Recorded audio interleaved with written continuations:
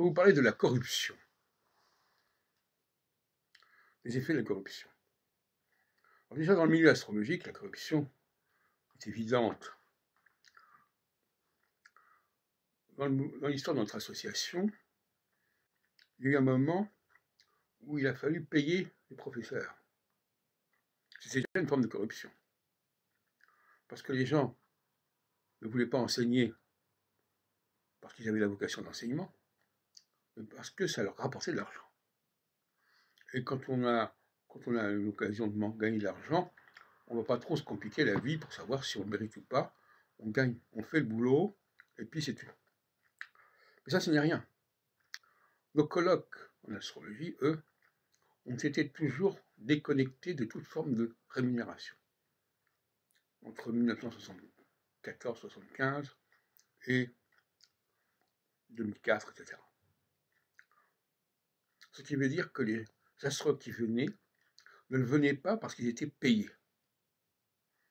En revanche, à partir de 1989, Yves Lenoble et Jean-Pierre Nicolas d'ailleurs aussi à un moment donné, ont cru bon de payer les orateurs, les intervenants. Et ça, c'était une forme de corruption, j'ai envie de le dire.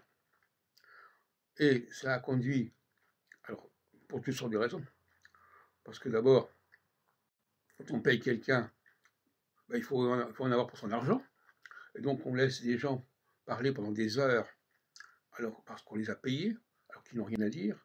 Quand on ne paye pas quelqu'un, on peut se permettre de ne pas l'utiliser ou l'utiliser le moins possible. On a beaucoup plus de liberté d'action quand on ne paye pas que quand on paye. Et par la suite, en plus, pour payer les orateurs, il faut aussi faire payer le public. Il faut payer le public, il faut que ce soit des gens qui soient des demandeurs d'astrologie, des consommateurs d'astrologie. Que ce soit en tant qu'élève ou en tant que même astrophile, comme dirait l'autre, ou comme client. Donc on a eu aussi une forme de corruption à ce niveau-là. Et finalement, on arrive à la situation que la dynamique des colloques que j'avais organisés a été cassée parce qu'on a proposé aux gens de payer, alors que moi je ne payais pas, et par conséquent,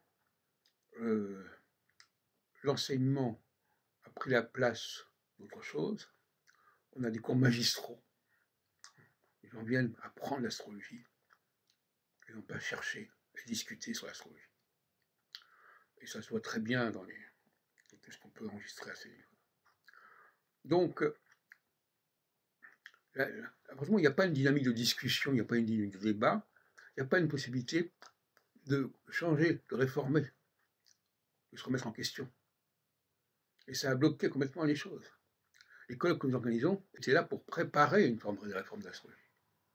Et à partir du moment où il y a une corruption par l'enseignement, par les rémunérations à la pièce, etc., eh bien, cette dynamique, elle a été cassée. Et par conséquent, le milieu astrologique s'est figé, s'est sclérosé. Voilà ce que j'ai à dire.